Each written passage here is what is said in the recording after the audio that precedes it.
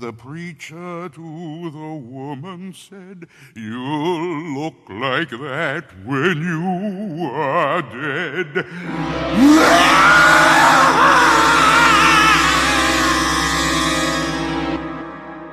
Oh, that's fun.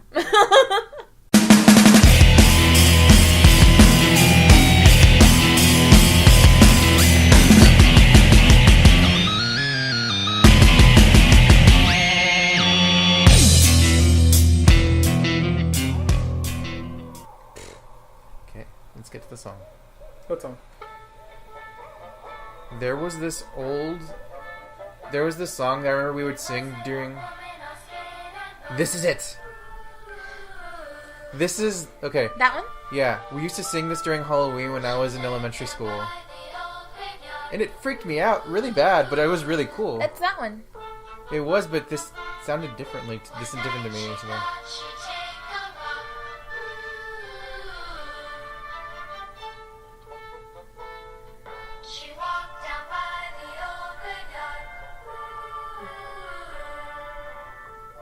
There's always something weird about shit like that. Mm-hmm. They make it sound so... I thought you were talking about when I remember being really, really little, like in kindergarten, and my teacher was one of the things that I liked the most was she's like,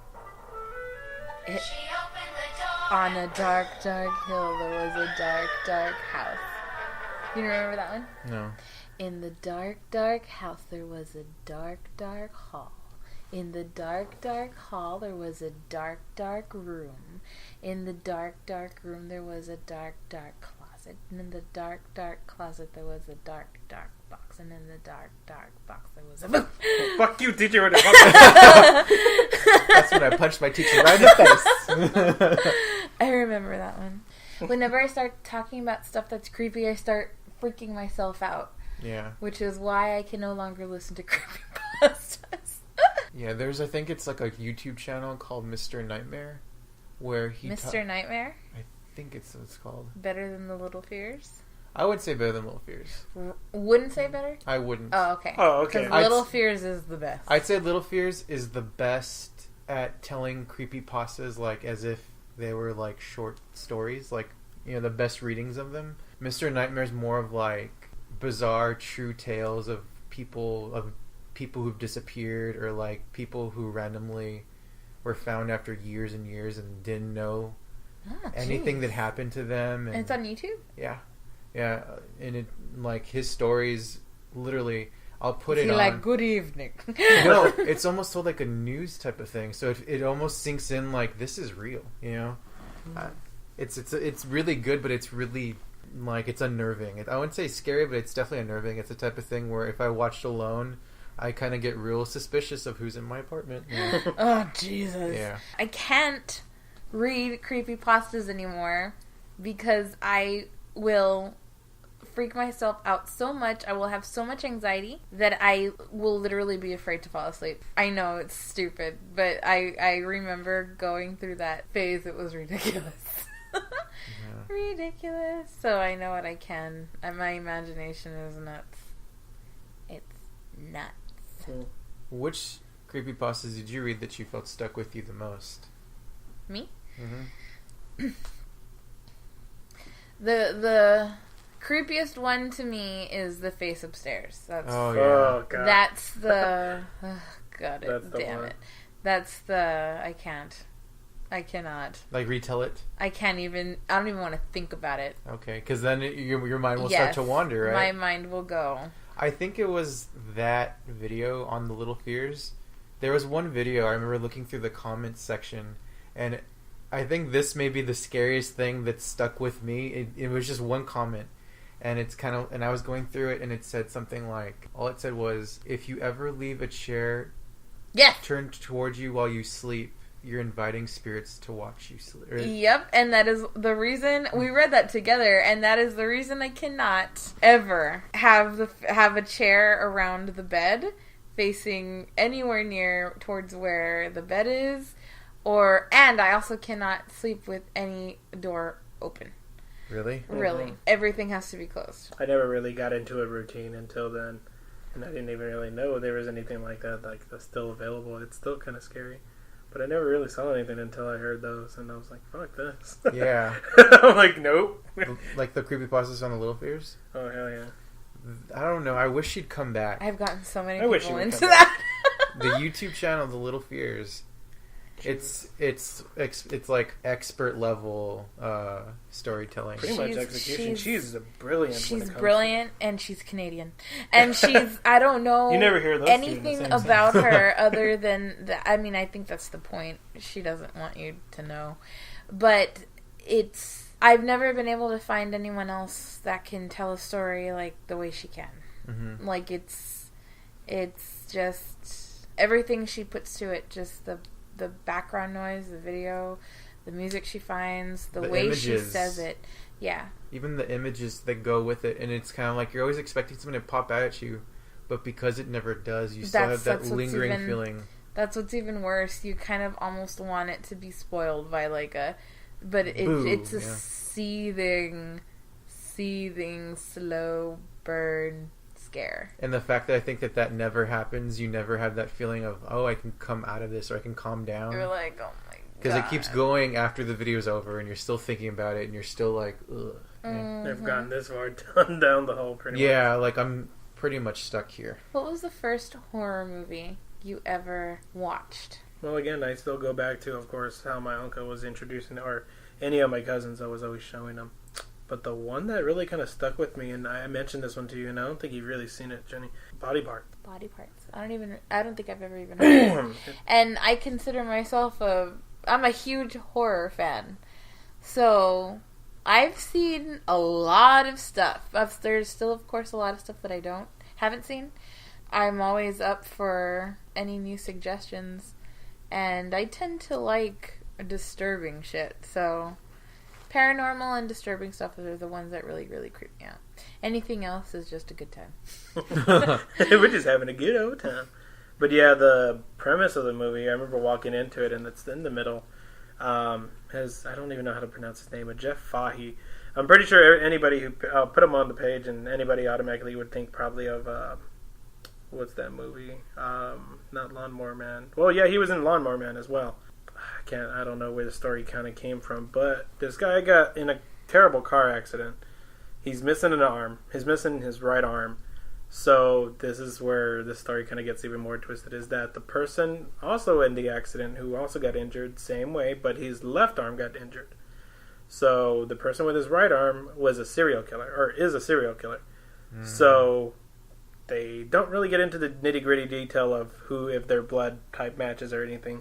But he manages to put his right arm on the guy who got injured, the main character. Like Idle Hand, but except it's not possessed.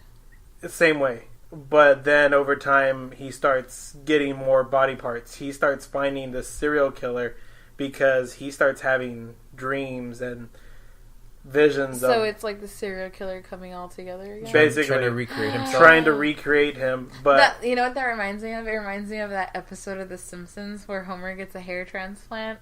Do you remember? Do you know what I'm talking about? I think I remember seeing it. Yeah, and it's Isn't it where his hair talks? Yeah, well, it's not the hair that talks to him. It's Snake he gets electrocuted. Like he gets put to death in the electric chair, and and his hair goes to Homer in a hair transplant.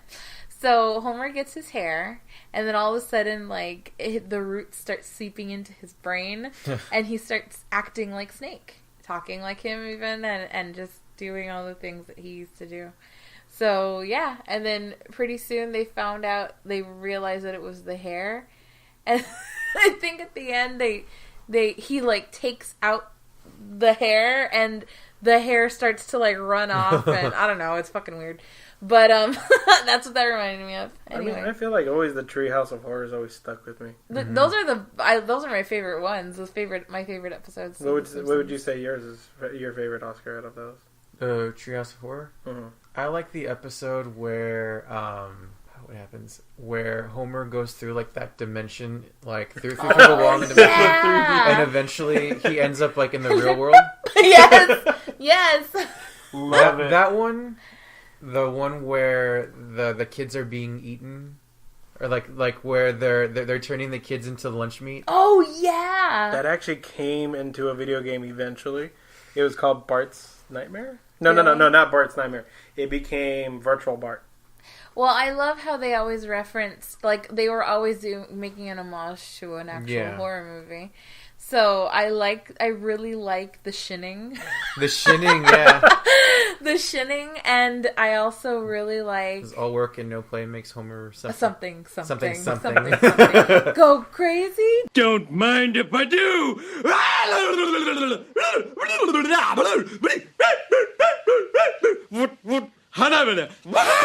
The one that I always remember is, of course, the Edgar Allan Poe, the Raven one. The one where Bart's the Raven. That's like in the first one, I believe. Yeah. That's like the first Treehouse. Pretty early on. Yeah. And then also the episode where, which one? I always get those a little bit confused. The one where... Oh, it's the one where they get abducted and they're on the alien ship. Yeah, they're on the spaceship with Kang and Aang. Mm-hmm. Kang and Aang, I think that's their names. The aliens. I think so. Lisa finds out that no, they're feeding us to eat us, right? So then they keep blowing the cookbook and it keeps saying different things like how to cook humans, and it's like, no, it still has dust, and it's like how to cook for humans. And then it so on and so forth. I love it. Kodos and Kang. I was like, that doesn't sound right. I could never remember their name. The first horror movie I ever watched that I ever have memories of, I was at my uncle's house. I was very little. I must have been 3. My cousins were all watching something, and I was like, "What are you watching?" You know, I remember like being there. They sat down with them, and I guess they figured I was too little to realize what was going on or anything like that. But I remember it being Nightmare on Elm Street. Oh, cool. And so, see, now we're all sitting here freaking each other out because we're hearing all these random noises in the apartment. Anyway. You mean the horrible acting debut of Johnny Depp? I can't remember what part it was. I don't even think it was... now that I think about it, I'm not sure if it was actually Nightmare on Elm Street or if it was some sort of spoof. Like if they were watching like a show that was making fun of it or something. Mm. But or the actual... Or it could have been... The actual 80s show that they had a spinoff called Freddy Live. Oh, maybe that's what it was. I hated that. Maybe that's what it was. Anyway. Robert Englund was so part of it until it just ran it into the fucking ground. So, but yeah, Freddy Krueger's... Freddy Krueger was the first one, or Nightmare on Elm Street was the first horror movie I ever watched. I want to say the first horror movie I ever watched was Psycho. Ooh. The original? The original. Because... Not this, whatever his name is. I kept asking my parents to be able to let me watch, a horror movie, and they kept saying no because they're either too bloody or too scary or too much for me to handle. So they're like, well, this is a black and white movie. Well, this doesn't show any violence. Except it's one of the most epic horror movies of all time. I really didn't want to shower for like a good week after that movie. It's a good excuse. No, I'm just kidding. I know. I was like, I just didn't want to shower to begin with. If you ever watch, the shower scene, the famous shower scene, with music is one particular kind of horror. Watch it without music. Like on mute? Well, you could. Or watch it. Just watch it without the score in the background. Without that. Like on Do they on have YouTube? it? Yep.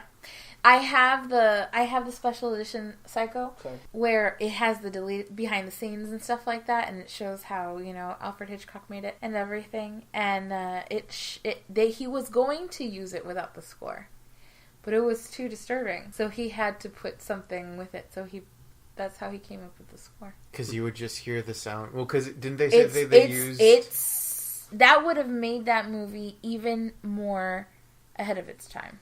Because watching that without the score... You can hear the sound of the knife go in and stuff. It's one of the most disturbing things. It's so just... No, there's no way. That would have surpassed horror. It would have been traumatizing. Yeah. For the people of the time. At the time. Yeah. Well, I mean, even if you first watch it, you're just like... Kind of, I mean... It's like you're watching a snuff film. Yeah.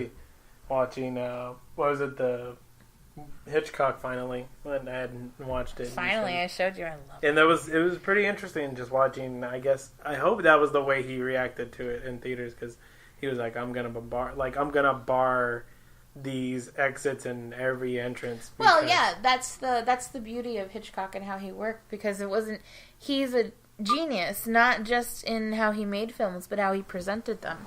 Because the thing with Alfred Hitchcock is he's the one that made, like, do you know the way that Psycho was presented? Well, it's like you couldn't go in after the... Right. It started at a certain time, and if you got in any later than that, as soon as the doors closed, you weren't allowed in. Well, didn't that, like, set a precedent to where that's the way movies are now, where it's like we have start times and end times? Yeah. Versus before, you'd pay to go in, and you'd go in, and the movie would be going. Mm-hmm. So he did that, and he also made sure that there were absolutely no leaks at all. Like, that you weren't to talk about it to anyone. You were basically signing a waiver, I think. Yeah. Like, it was just simply, you go in, you watch it. If you hear about it from anyone else, they'll kill the movie for you. And you shouldn't watch it. Like, it's amazing. And So. then spawn the critic. It stinks.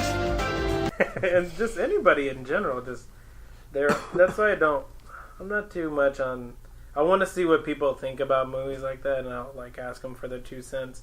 Their 2 cents doesn't really mean much to me. If they spoil it for me, that's great, but I want to go see it on my own. I can't remember movies I've done it like that, but no horror movies come to mind. Yeah. It was kind of like I walked blindly into Cabin in the Woods. So did we, and I think Yeah. that's why we loved it so much. Yeah, because... That movie, oh my god, remember Oscar? I went in, I would say with no expectation, because, I mean, I knew it was a Whedon film. I had no expectation. I was like, okay, it's gonna be... Even the trailer made it out to look kind of lame. And I was like, okay, well, I mean, whatever. Let's go in, let's see what it's like. Plus, at the time, I really honestly can say, I think that was the turning point of being able to find a newer generation of good horror movies. Because ever since that movie came out, it seemed a little bit easier. There's a lot smarter movies. Yeah, it changed something. Mm-hmm. I don't know if it was the way people were thinking, or I'm not sure. But that was one of the best horror movies I had seen in a long time up to that point. And Newly it's funny. released. It's funny that you're mentioning that, because I started looking at IMDb, and guess what? The movies that surpassed it, and as well as the movies that came out later that year, were like Sinister, The Conjuring, Yeah. Insidious, Mama, The Babadook. I mean, all these movies came out later. Mm-hmm. I want to say, well, okay. It follows. Well, yeah, I mean, they kind of came... The thing is, we didn't even realize how old that movie was, but it still was fucking fantastic. What's Babadook? It follows in The Babadook and all those movies. They all kind of came out around the same time, like 2012 and 2013. But it was weird because they just got to us then. It Follows did not come out in 2013. It came out in 2014. 15? I'm 15. taking a look right now. Yeah, it was like at least last year. But that also we watched it last Would year. you say that also introduced you guys to Rec? No, No, we 'cause- watched Recca. Okay, so in college, Yeah. we started a club called the what was it? Underground Yucca. culture. The Association? Underground Culture Association. So it was basically like underground pop culture, mainly bizarre culture. It was kind of what I wanted to focus on. Mm-hmm. And it was you and I, Oscar, and a few of our friends that we actually met. Some of our closest friends now that we've met through that club. But what we did was we got together and we talked about just weird, random stuff that in the Valley nobody really knew about. So that was the time that I really started getting into like underground movies, midnight movies. That was the first time I ever saw like Pink Flamingos, and I became obsessed with John Waters. I love. We didn't that watch movie. it. We didn't actually watch it at the university. No, It but was just something I think they came It in was kind of passing word and we of mouth. watched because of it. the reason I thought of this film of doing this club was because of midnight movies like that. Okay. So that's what kind of like I was like, oh my god! And when I saw this, I was like, Oscar, you have to watch this. You have to see this. And you just have I ever shown you Pink Flamingos? No. Okay, well I kind of I'll lend you. I'll lend you the DVD, and you watch it at your discretion. It's again, it's nothing kind of horror related. It's just I know it's shock and awe. It's complete just John exploitation. Complete So exploitation. stuff like that. That's what makes me laugh is that there's stuff like that John Waters kind of spawned, and then Trauma came out, and the guys again they kind of showed you guys bits and pieces of what Trauma's done, and Trauma's done like Toxic Avenger, Sergeant Kabuki Man, but he also did poke fun at himself for making a horror movie called Terror Firmer, and it's him directing a movie within another movie, but it's a horror movie, like the way The New Nightmare was. Kinda, but I think this movie might have came out before then, so it was kind of like Life Imitates Art a little bit. Oh, Because let me take a look when it actually came out. Like New Nightmare. Yeah. But no, I mean, you talk to anybody about who truly kind of walked away like The New Nightmare was fucking awesome, and it was like not a lot of people liked it because it was just Wes trying to be Wes, and then Robert Englund trying to be Robert Englund, and it was just big old flop. So not a lot of people. I think people were confused by that movie too. True. But yeah, we started the club because we wanted to. Well, we wanted more people to. We want to expose more people to, like midnight movies and like underground culture, but also get feedback and get and get even more stuff, like weird stuff that we didn't know about. Yeah. So Furby was the one who told us about Rec, and Furby is one of our very dear close best friends. He at the time, and I still consider him a filmmaker, but at the time he was even more into that craft, and I feel he should get into it again. Furby, just do it. Do it, Furby. And so Furby's he has a really good eye for stuff like that. I value his opinion a lot. When he recommended Rec and he showed it to us, we were just like floored. So it's a Spanish movie, if you've never seen it. And if you've ever seen Quarantine, that's actually supposed to be the Americanized version. But don't watch Quarantine. Watch Rec, because I actually have never seen Quarantine. I actually sat there. I have, and it's a very different take. It's a very different take. It's a very different. I think it's like it speaks a lot to like, Mexican culture or Spanish culture rather. It's like, not to spoil too much, but at the very end, it has like kind of a religious tinge to it. Whereas in the American version, it's a very biomedical tinge to it. So it kind of goes the way you think it's going to go. I think. And also, I think it also says a lot that, about cinema, or not cinema, but like horror movies at the time, where, of course, the original was amazing, but then you watch the remake and it just sucks. Yeah. That was, I think, horror movies in 2008, So... Good call. Yeah. Quarantine was 2008 and Rec came out the year before. So, Rec was amazing when we saw it, and even Rec 2 was amazing. Yeah. Also, I liked that movie a lot more because it's like, I remember, if I remember correctly, there's two parts to the movie. The first part is like someone who's like a soldier or a cop, so it's you're going through their point of view as a camera on their helmet, so everything's very like linear, very like smooth, the way they're running, and you see almost like a first-person shooter. Yeah. Then afterwards, it goes to like a kid on a skateboard, and the way he holds the camera is real janky and real all over the place, but it makes sense because that's how it would be. Most of these are done. Yeah, that's how it would be if that was that person in the middle of what's going on in the movie. And I like that aspect, honestly. I couldn't... have you guys seen Genesis yet? The third one? No. Oh my God. I'm nervous to watch it just because it isn't like a found footage movie like the other ones are. It's not, that's where I was like, okay, so I was so used to Rec 1 and 2. It's like, it's the found footage. I love it, and I love the way it's shot. But Rec 3 Genesis, it kind of shows you where exactly the quarantine zone... It's a prequel, right? It's a prequel. It's basically, it takes way before, it shows you where the outbreak started.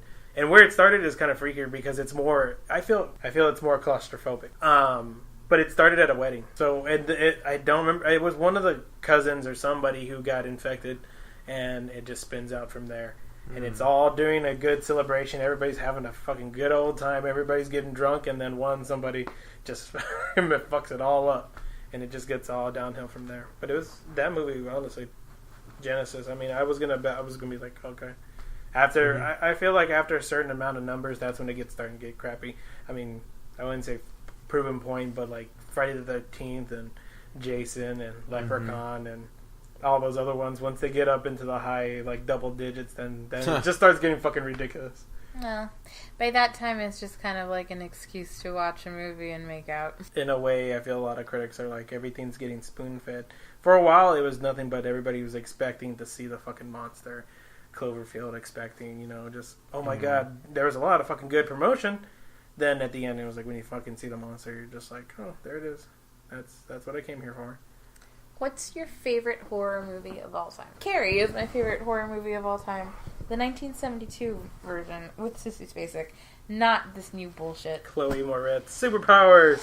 She's a superhero in that That's movie. all that was. It was a superhero movie. That's what that was. There's something about 1970s horror movies that are just more disturbing and more just raw, I guess, than, new, I guess because of the graphics. Mm-hmm. The graphics and the... What they could do for so very little. It just made me laugh. Yeah, and I mean, that's because Carrie actually had more of a budget. Now, if you take movies like Texas Chainsaw Massacre, which is my second favorite horror movie of all time, that movie had a budget of peanuts and did amazing. Fucking Kane. What is his name? It's not Kane Hodder. No. Well, it did amazing later. Didn't do amazing right away. But, I mean, it became a cult classic. As I stare at my poster on the wall. But yeah, I mean, so 1970s, like that genre, 1970s horror is probably my favorite. But Carrie is my favorite horror movie of all time. I can watch that movie over and over again and quote it over and over again. Mostly because of the acting and how quotable it is. It's just awesome. Never fails to freak me out. And it never... there's always a part of me that just wishes it would go the other way. It's like at a certain point you're always like, okay, if I stop the movie right now... Everything will This is a happy wonderful. ending. It's like that episode of Friends. It's like Cinderella. If Cinderella killed everyone at the ball. That's exactly the way it is. What about for you, Oscar? I want to say... I don't think it's the scariest movie, and I don't think it's the best horror movie, but I think it's the one that kind of got me started into loving horror movies. Probably the first Halloween. Yeah, like it's the quintessential. It's like, to me, it's a quintessential movie you have to watch, whether you're a horror fan or not. Yeah, it's like the score. It's the way everything's shot. It's like I think some give it the title of being the first slasher movie, which even I wouldn't say it is. I would feel, not first slasher movie. Well, yeah, I mean, yeah, that's probably the I think it's biggest, the mainstream. I think it's what pushed it over the edge. Yeah. Because there was... That's what I'm saying. Prom Night, too. And Black Christmas. That one is an amazing movie. But to me, Halloween, it created the formula before we knew that that's what the formula needed to be, And... you go back and you watch it, and everything's so, subtle. And what is the formula, Oscar? Well, it's like a crazy, insane person from an insane asylum, gets out, and then there's a mask, and then there's that person finds a knife, and then on a certain day... There's a weapon. And on a certain night... There's a motive. On a certain, even in the first movie, there really isn't a motive. Because you don't know who he's how they're related. It's just he just goes after people, and that's what I liked about it too. Because in the second movie, that's when they kind of started making the ties. Like, well, he's really her sister, or he's her brother, and you see, and they weren't even supposed to do that because Halloween was not supposed to be that way. No. Halloween was 2 was supposed to end everything. Well, and then even then, and you see, Halloween 3, Season of the Witch. Nobody really talks about that one that much, but I remember watching it and freaking the fuck out. As bad as it is graphic-wise, the concept behind it is like, holy shit, what? Well, because isn't it like that they send out like something through the airwaves, and any kid who's wearing a mask by that company dies, or yeah, so it's like you're literally powerless in that kind of situation. What it is you hear it even from the beginning of the movie. Something with a shamrock. That's the name of the company or the store that you're supposed to be. They're promoting these 3 masks, these 3 different masks for Halloween. Silver Shamrock. Yes, Silver Shamrock. And thank you for that. And they are, you hear it from the very beginning of the movie to the very end. It's the whole thing. And you kind of don't even realize until along the way, it's like, holy shit, it's these masks that, I mean, like, this company wants to just, like, eliminate everyone, I guess. Mm-hmm. So it was kind of like you're supposed to buy these masks, and you're going to wear it on Halloween, and you're going to watch the show. And when you watch the show, everybody's going to be wearing this mask at the same time. And then, it like, at the very end, it tells, like, you hear the show be like, just keep watching, blah, blah, blah, and whatever it is, through the television screen activates this, like, weird fucking laser or some shit. It melts your face off. Yeah. So, it's yeah. No, I'm looking at all the masks, and fucked up. They're very, very remnants later of, like, Goosebumps. Because it's a simple skull, it's a simple pumpkin, and a simple witch. That's all it is, and that's what it pretty much brings to my mind. But that's weird. I never watched that one for some reason. Yeah, I remember buying. I had already gotten the first 2, and I remember buying the 3rd movie, and starting to watch it, and then being like, okay, when's this gonna get going? And then fast forwarding until I would waiting to see Michael Myers, and it never happened. I fast forwarded the whole movie, and was like, what? Wait, what? What's this movie about? And then, like, even watching, there's a part in the movie where they allude to the first 2 movies. No, they don't allude to it. They're showing it on TV. Someone is watching the first movie, and it's like, what? I remember that. I like how how everybody's like first 3. And then the 4th one is the return of Michael Myers. Yeah. Yeah. So that's when he officially comes back after the 4th. It's return and then the revenge, right? Or no, curse. The curse is the 6th one. Yeah. No, wait. Yeah. 5 is revenge and return, revenge, and curse. And then Halloween Age 20. Yeah. And then Jesus Christ. Resurrection or something. After age 20, I stopped. The one where I had to watch the one with Busta Rhymes. I'm sorry. The one where Busta Rhymes comes out, and then they kill Laurie Strode in that movie. Yeah. Which is like, okay, why? Why? Yeah. That was exactly my favorite. She survived how many movies just for you to kill her off in the beginning, I guess. I was like, I don't like this. Have you been keeping up with Scream Queens? I finished the first season. Did you? I liked it. Really? I liked it in a oh, that's funny and cute, right? Funny type of way? Yeah. Okay. Not like I didn't take it seriously. Okay. Why? No, because I stopped watching after the first 2 episodes. Not because I didn't like it. I did like it. It was campy and it's just pure camp. And that's just Ryan Murphy hamming it up. Yeah, it really is. It's like once they kill deaf Taylor Swift, you're just kind of okay. Well, the reason I thought about it was because of Jamie Lee Curtis. That's why I thought about it. Oh yeah. But Dean did it Munch. get yes?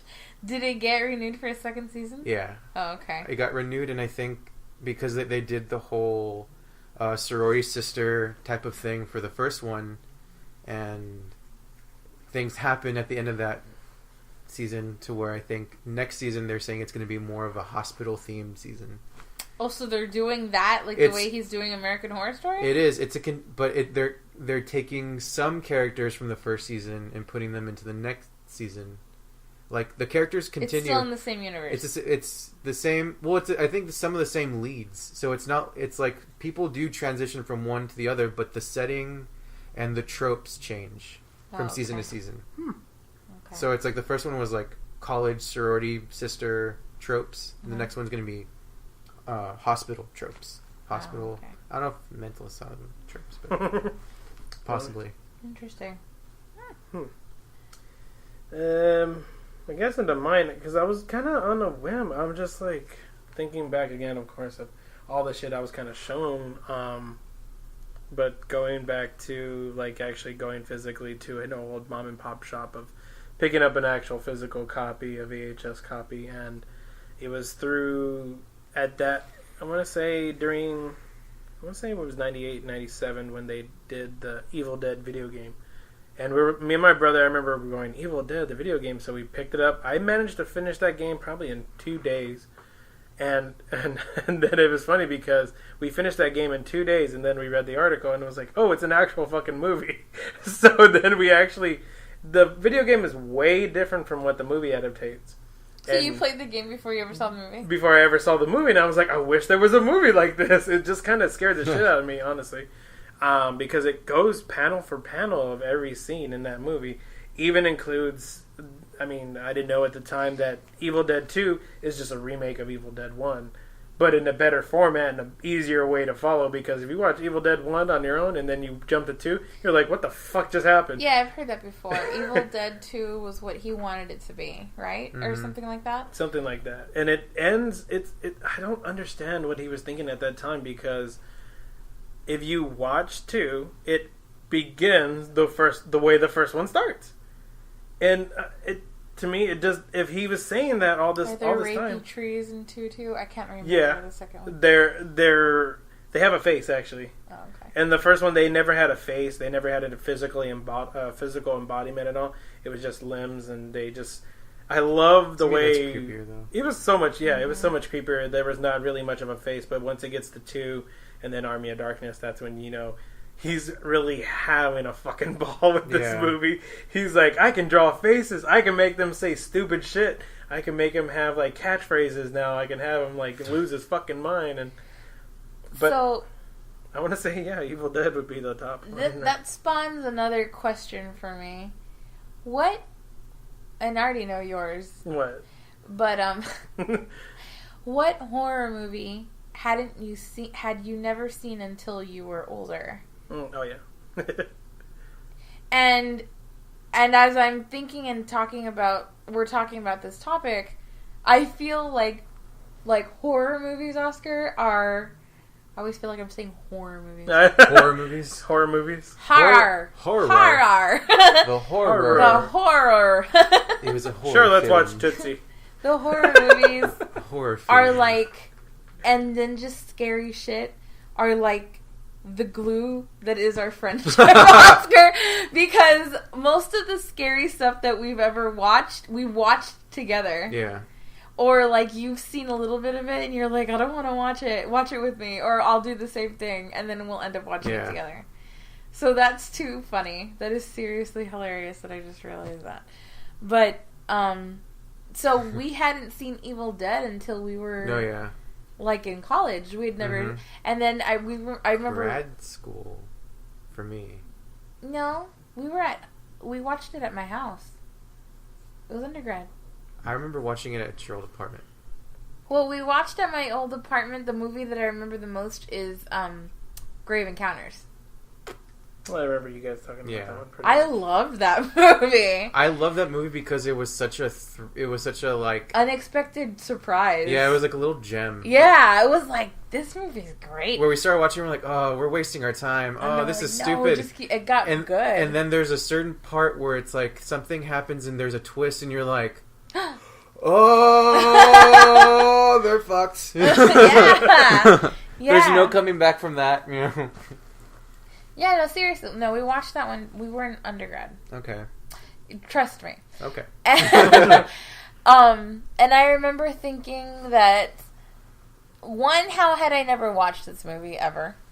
And two, how beautifully hilarious it was and freaky at the same time. But that's just the way Sam Raimi is. I mean, if you look at Drag Me to Hell. Yeah. I like how a lot of people... Maybe that's what I'm thinking, even though that was at Meryl's place. That was at Meryl's apartment. Yeah. That movie. Where she kept getting mad at me because I kept figuring out what was going to go on. It didn't mean the movie was any less awesome. It was still great. But then you got that one crowd who was just like, what the fuck was this? What, Drag Me to Hell? Drag Me to Hell was fucking great. It's great because so if you've been following him since day one, you know how he's going to be. Yeah. I just thought he was going to go back on the bandwagon and be like, I'm going to show you guys a horror movie like you've never fucking seen before. So that's what I thought when I heard about it. And when I heard the poor reviews, I'm like, it's Sam Raimi. There's never been a fucking horror movie or anything he's taken and been like, fuck off.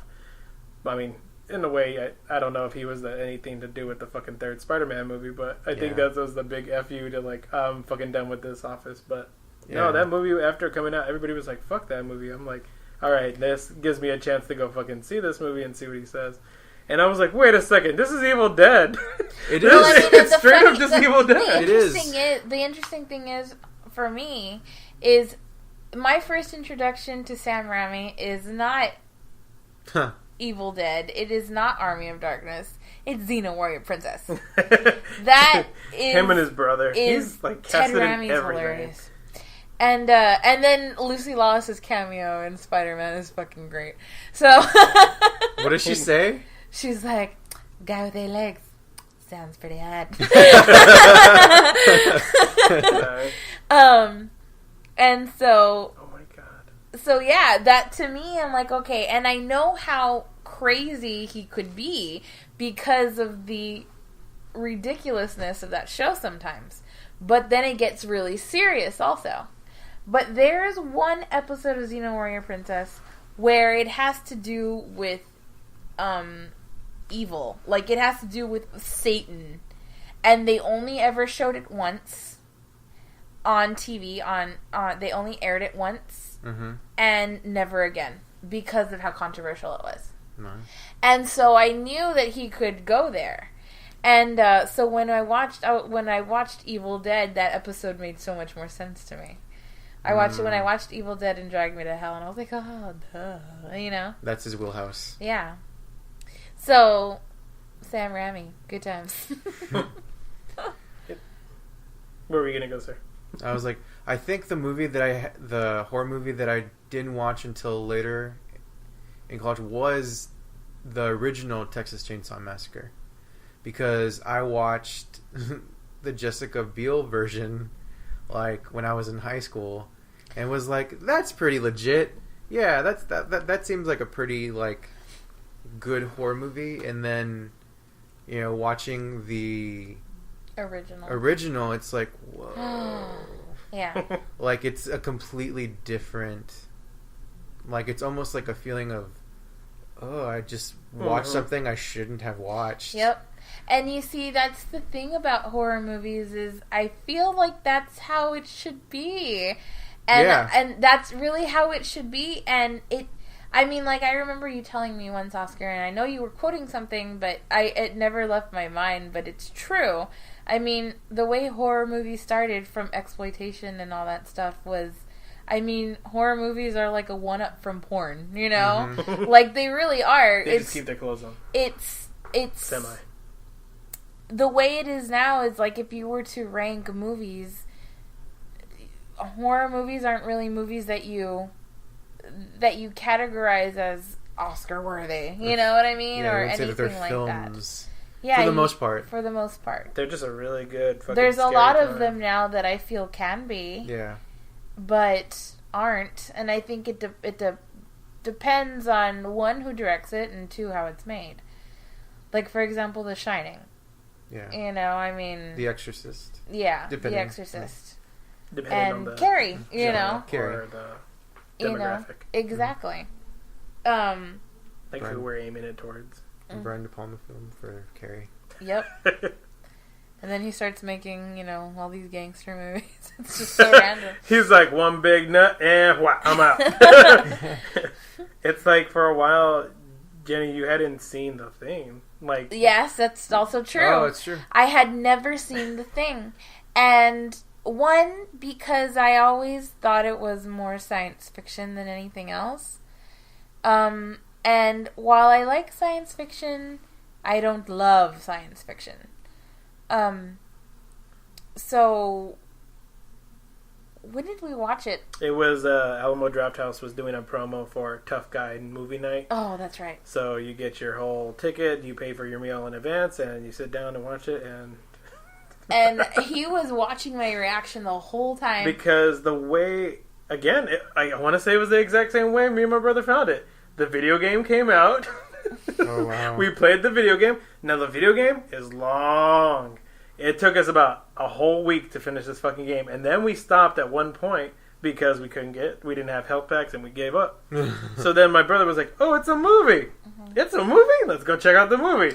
Fucking ever since then, we Movie's just brilliant. I love being shown movies that are just sheer brilliant, and that one was one of them. Yeah. there's about three or four different versions of that movie. There's the original, the one I showed you. There's nothing really to cut. If you watch it on AMC or TMC movies, they actually give you the sub bio while they're introducing the character. Oh, really? So you hear Childs, this person from Antarctica. He came onto this team on this year, and this is what he's going to do today, and he's going to tell you with this and this and this. And then they go, any other character, McCready, this is what year he came into the team, and this is what he's doing. And they freeze frame, and then they'll just go right back into the movie. Oh, so, wow. TMC did that, and I was like, what the fuck is this? Like, I didn't really... Cool. It's kind of cool, because the original was, of course, the thing that came from another world. They didn't really tell you the background of the characters. Yeah. They just kind of throw you in. And the thing about the thing from another world is they spoon feed you, of course. It was back in, I don't even know what year. But they spoon feed you. They show you what it looks like. They don't really get into the nitty gritty, but they finally destroy it. Are you talking about the original? The original thing that came from another planet. Now, okay. the reissued, I want to say, John Carpenter's version, there's not anything of a spoon-fed whatsoever of this is what it looks like, this is what you should expect. Mm-hmm. You have no idea what this thing looks like. It could be anybody. So, like Jenny said, I was just watching her reaction the entire time because, again, I watched this movie so many times. I like, without a skip of a beat, I know what fucking still makes me fucking jump out of that movie. And the scene I can mention without giving any spoilers is everybody's tied to their individual chair inside the rec room. Best jump scare ever. That, I will say, hands down, still gets me every fucking time. Even though I know it's coming, it fucking still gets me every time. It's the same thing with Carrie at the very end. That last little BAM! It's like, I still know it's coming, and I can never prepare myself enough, and I still jump. I still jump out of my seat. I guess it could be the same way for me. I have that same feel about Creepshow. Well, first Creepshow, I know it's like 5 little sub-stories, and the 5 little sub-stories intertwine with each other. The foregoing has made it obvious to me that we've had quite enough for one evening. We shall save the rest until next week, when I shall reappear. Until then, good night.